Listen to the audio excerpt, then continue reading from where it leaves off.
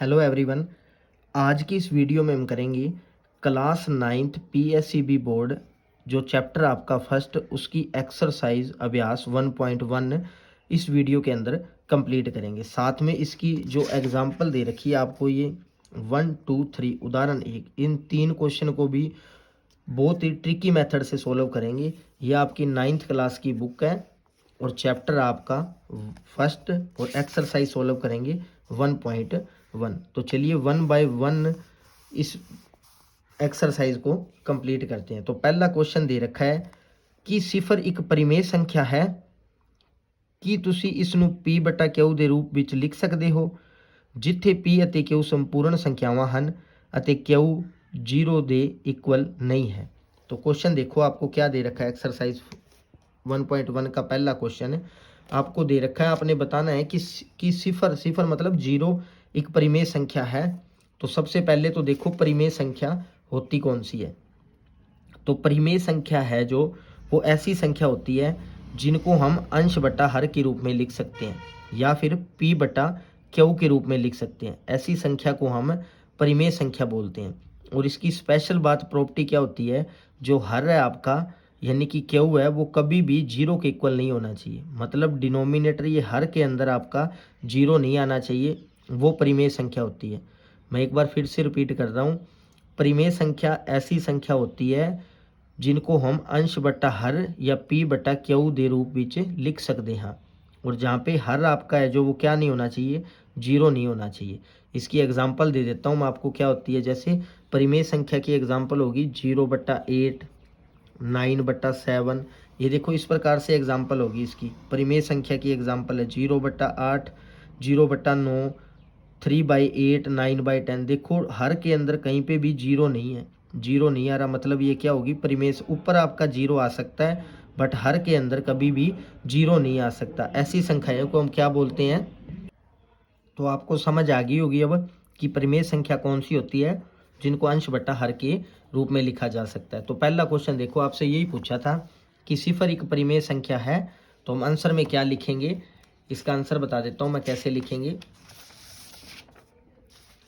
ये एक्सरसाइज आपकी 1.1 है क्लास 9th की।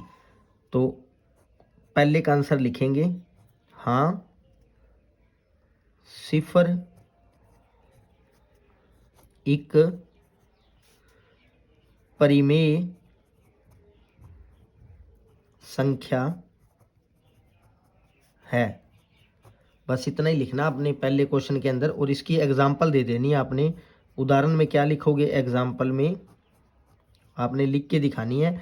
बस हर 0 नहीं होना चाहिए, 0/2, 0/3 और ये 0/4। आप इस प्रकार से कोई भी एग्जांपल लिख सकते हो जहाँ ऊपर 0 लिख के दिखाना है आपने बट नीचे 0 नहीं होना चाहिए, हर के अंदर कभी भी 0 नहीं आना चाहिए। तो ये था फर्स्ट क्वेश्चन। चलिए अब देखते हैं इसका सेकंड क्वेश्चन क्या दे रखा है। 3 ਅਤੇ 4 ਦੇ ਵਿਚਕਾਰ 6 परिमेय संख्यावां ਲੱਭੋ। मोस्ट इंपॉर्टेंट क्वेश्चन है इस एक्सरसाइज के, ये दोनों वाले। काफ़ी बार 2 नंबर का या 3 नंबर का क्वेश्चन आ जाता है। 3 ਅਤੇ 4 ਦੇ ਵਿਚਕਾਰ 6 परिमेय संख्यावां ਲੱਭੋ। तो आपको 2 संख्याएं दी गई है, एक तो दिया गया है 3 और एक आपको दिया गया है 4। तो इनके बीच में आपने 6 जो है वो 6 परिमेय संख्या बतानी है कि कौन सी 6 परिमेय संख्या होगी इन 3 और 4 के बीच में। तो आप इसका सिंपल सा एक एक्सप्लेनेशन होता है। जो संख्याएं पूछे ना आपसे कि 6 संख्या पूछी है तो आप 6 में एक ऐड कर दो, बस 7। 6 और 1 कितना हो गया, 7 हो गया। जितनी संख्याएं पूछे आपसे उसमें एक जोड़ना है आपने। जैसे 6 संख्या पूछी है तो 6 में एक जोड़ा 7। अब आपने क्या करना है, इस 7 को यहाँ पे मल्टीप्लाई करना है और 7 को यहाँ पे मल्टीप्लाई करना है। बस आपका काम खत्म हो गया। अब 6 की 6 संख्याएं निकल जाएगी आसानी से। करना क्या है, 6 संख्या पूछी है उसने, 6 में एक ऐड करना है तो कितनी आ गई 7। 7 को यहाँ पे मल्टीप्लाई, यहाँ पे भी मल्टीप्लाई। 7 को 3 से मल्टीप्लाई करोगे तो ये आएगा 21 और यहाँ पे मल्टीप्लाई करोगे तो ये आएगा 28, 28। अब काउंटिंग करते चलना है। 21 के बाद क्या आता है 22, 23, 24, 25, 26 और ये 27। देख लो 6 संख्याएं बन गई आपकी, 6 संख्याएं पूछी थी हमसे। ये देख लो पहली संख्या तो ये है 1, ये 2, 3, 4, 5, 6, ये 6 संख्याएं हैं जो 3 और 4 के बीच में आ रही है। इस प्रकार से क्वेश्चन को आपने हल करना है। ये था सेकंड क्वेश्चन। चलिए अब देखते हैं थर्ड क्वेश्चन। सेम इसी प्रकार से दे रखा है 3/5 ਅਤੇ 4/5 विचकार 5 परिमेय संख्याएं लभो। तो अब की बार आपको 5 परिमेय संख्याएं बतानी है 3/5 और 4/5 के बीच में। तो क्वेश्चन क्या है थर्ड आपका 3/5 और एक दे रखा है आपको 4/5। इनके बीच में आपने कोई 5 परिमेय संख्या बतानी है। तो भी आपको ट्रिक बताई थी मैंने, 5 संख्या पूछी है तो इसमें एक ऐड करो, 5 और ये कितने हो गए 6। 6 से इस नंबर को क्या करना है आपने मल्टीप्लाई करना है और इस नंबर से भी मल्टीप्लाई करना है। देखो इस संख्या के नीचे भी एक नंबर दे रखा है, यहाँ भी नंबर दे रखा है, ऊपर वाली संख्या में कोई डिवाइड में नंबर नहीं था, तो आप 6 से यहाँ पे भी करोगे डिवाइड और यहाँ से भी करोगे, यानी कि इसको भी 6 से मल्टीप्लाई, इसको भी 6 से मल्टीप्लाई, इसको भी 6 से और इसको भी 6 से। 5 पूछी थी, 5 में एक जोड़ा 6। अब आपको इस हल कर लेना है। 6 दिए क्या होता है आपके 18 और 6 पंजे कितना होता है 30। तो नीचे क्या आएगा 6 चौके क्या होता है 24 और 5 छक्के क्या होता है आपका 30। अब आपने काउंटिंग स्टार्ट कर देनी है। 18 के बाद क्या आता है 19, 19 के बाद 20, 21, 22, 23 और एक ये 24 तो पहले से ही है। तो कितनी संख्याएं आ गई देख लो आप, 5 संख्याएं आ गई, 1, 2, 3, 4 और 5। एक गलती कर दी हमने, यहाँ पे सभी के अंदर डिवाइड में आएगा 30, 30, ये भी 30 यहाँ पे भी, और यहाँ पे भी 30 और यहाँ पे भी 30, ये वाला 30, ये वाला 30 सबके नीचे आएगा। तो इस प्रकार से था आपका थर्ड क्वेश्चन। चलिए अब स्टार्ट करते हैं इसका फोर्थ क्वेश्चन। ये फोर्थ क्वेश्चन दे रखा आपको, हेठ दिते गए कथन सही हन या गलत कारण सहित उत्तर दो। तो आपको ये 3 क्वेश्चन दे रखे हैं और सेम इसी प्रकार से ये 3 एग्जाम्पल दे रखी है। 101% एग्जाम्पल में से या इस फोर्थ क्वेश्चन में से 1 मार्क्स का क्वेश्चन आपका आता ही आता है फाइनल एग्ज़ाम के अंदर। तो इसको ध्यान से समझना है, रट्टाफिकेशन नहीं करना। मैं आपको इसकी ट्रिक बताता हूँ, बस आपने वो ट्रिक एज इट इज़ बिल्कुल सेम डिट्टो याद रखनी है। आपके ये 3 और 3 एग्जाम्पल चुटकियों में हल हो जाएंगे। तो मैं आपको पहले ट्रिक बता देता हूँ कि वो ट्रिक क्या है।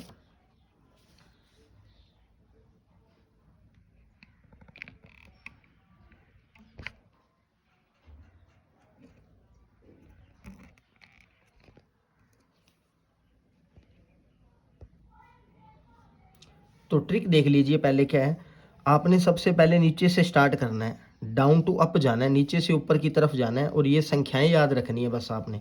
आपके 6 के 6 क्वेश्चन हल हो जाएंगे। सबसे पहले आती है प्राकृतिक संख्या, इसका एक और नाम होता है कुदरती संख्या। प्राकृतिक संख्या ऐसी संख्या होती है जो 1 से शुरू होती है और इन्फिनिटी तक चलती है। इस उल्टे 8 को हम पंजाबी में बोलते हैं अनंत। प्राकृतिक संख्या ऐसी संख्या होती है जो 1 से शुरू होके अनंत तक चलती है। उसके बाद आता है पूर्ण संख्या। पूर्ण संख्या ऐसी संख्या होती है जो 0 से शुरुआत होती है और कहाँ तक चलती है अनंत तक चलती है।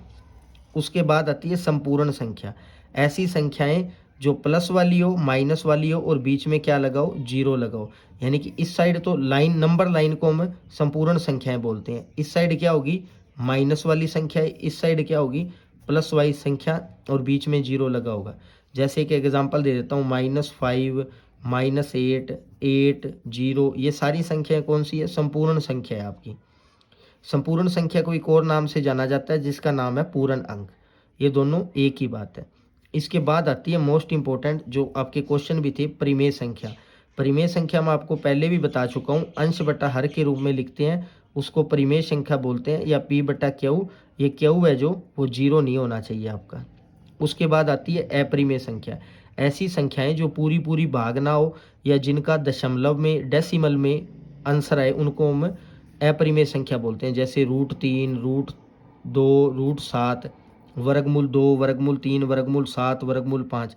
ऐसी संख्याएं क्या होती है अपरिमेय संख्याएं होती है। उसके बाद आती है वास्तविक संख्याएं। इन सभी संख्याओं का जोड़ या मिश्रण को हम बोल सकते हैं वास्तविक संख्याएं। वास्तविक संख्याएं कौन सी होती हैं?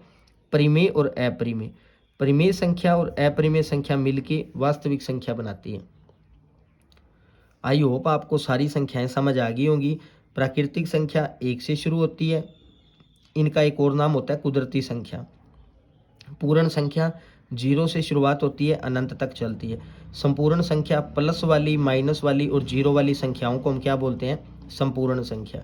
परिमेय संख्या ये वाली होती है। अपरिमेय संख्या जो पूरी पूरी भाग ना हो या पॉइंट में आंसर आए, डेसिमल में उत्तर आए आपका। और वास्तविक संख्या, इन दोनों को मिला के वास्तविक संख्या बनती है। चलिए अब एक ट्रिक से 6 के 6 क्वेश्चन आपके सॉल्यूशन करते हैं। मैं आपको एक बात ध्यान से बता रहा हूँ, वो आपने बड़े ध्यान से समझनी है। जैसे जैसे ऊपर जाना है आपने, नीचे से ऊपर की तरफ जाना है, तो आपके सारे आंसर यस में आएंगे, हाँ में उत्तर आएंगे। जैसे ही मैं ऊपर से नीचे आऊँगा तो सारे आंसर आपके रॉन्ग होंगे, नो के अंदर आंसर आएंगे। बस आपको याद क्या रखना है, ये स्टेप बाय स्टेप सारी संख्याएं याद होनी चाहिए। कोई भी एक भी संख्या आपको मिस नहीं करनी है बीच में से, वरना ट्रिक आपकी खराब हो जाएगी, आंसर सारे गलत हो जाएंगे। जैसे पहले प्राकृतिक, पूर्ण, संपूर्ण, परिमेय, अपरिमेय, वास्तविक, ऐसे नाम याद रखना है। अब चलिए अब देखते हैं इसका फर्स्ट क्वेश्चन, ट्रिक से सोल्व करते हैं इनको। तो पहला क्वेश्चन दे रखा है, हर एक प्राकृतिक संख्या एक पूर्ण संख्या होती है। तो देखो प्राकृतिक संख्या, ये देखो आपसे क्या पूछा है, हर एक प्राकृतिक संख्या एक पूर्ण संख्या होती है। हर एक प्राकृतिक संख्या एक पूर्ण संख्या होती है। तो मैं नीचे से ऊपर की तरफ जा रहा हूँ, तो इसका आंसर क्या आएगा? यस, ठीक, हाँ उत्तर आएगा इसका। दूसरा देखते हैं, हर एक संपूर्ण संख्या एक पूर्ण संख्या होती है। हर एक संपूर्ण संख्या एक पूर्ण संख्या होती है। तो मैं ऊपर से नीचे की तरफ आ रहा हूँ, तो इसका आंसर क्या होगा? रॉन्ग होगा, गलत होगा। हर एक परिमेय संख्या एक पूर्ण संख्या होती है। हर एक परिमेय संख्या एक पूर्ण संख्या होती है। तो मैं फिर से ऊपर से नीचे की तरफ आ रहा हूँ, तो ये भी आंसर क्या आएगा आपका? गलत आएगा। जब हम नीचे से ऊपर की तरफ जाएंगे तो सारे आंसर ठीक करने हैं, ऊपर से नीचे की तरफ आएंगे तो सारे आंसर आपने रॉन्ग करने हैं। ये 3 क्वेश्चन थे, समझ आ गए होंगे। इसकी एग्जाम्पल और करवा देता हूँ 3 में आपको। ये देखो, ये दे रखी, हर एक पूर्ण संख्या एक प्राकृतिक संख्या होती है। हर एक पूर्ण संख्या एक प्राकृतिक संख्या होती है। पूर्ण संख्या को प्राकृतिक संख्या बोल रहे हैं, वो होती है। तो ये क्या आएगा आपका? ऊपर से नीचे की तरफ आ रहे हैं, तो इसका आंसर क्या आएगा आपका? रोंग आएगा। ऊपर से नीचे की तरफ आ रहे हैं, तो ये क्या होगा आपका? रोंग आंसर है इसका। दूसरा क्या दे रखा है, हर एक संपूर्ण संख्या एक परिमेय संख्या होती है। हर एक संपूर्ण संख्या एक परिमेय संख्या होती है। तो नीचे से ऊपर की तरफ जा रहे हैं, तो इसका आंसर क्या आएगा आपका? सही आएगा। ये देखो सही दे रखा, पहला गलत दे रखा है। तीसरा देखते हैं, हर एक परिमेय संख्या एक संपूर्ण संख्या होती है। हर एक परिमेय संख्या एक संपूर्ण संख्या होती है। ऊपर से हम नीचे की तरफ आ रहे हैं, तो ये भी आंसर क्या आएगा आपका? गलत आएगा। मैं फिर से रिपीट कर देता हूँ, नीचे से ऊपर की तरफ जाओगे तो सारे आंसर ठीक होंगे, ऊपर से नीचे की तरफ आओगे तो सारे आंसर आपके सही होंगे। आई होप आपको ट्रिक बहुत ज़्यादा अच्छी लगी होगी। 6 के 6 क्वेश्चन विद एक्सरसाइज 1.1 कंप्लीट आपको समझ आ गई होगी। अगर समझ आ गई है तो प्लीज़ चैनल को लाइक, शेयर और सब्सक्राइब कर देना, ताकि आपको इस प्रकार की और वीडियो मिलती रहे। और अपने जो ज़रूरतमंद फ्रेंड है उनको प्लीज़ वीडियो को ज़्यादा से ज़्यादा शेयर कर देना और लाइक करना मत भूलना। Thank you friend.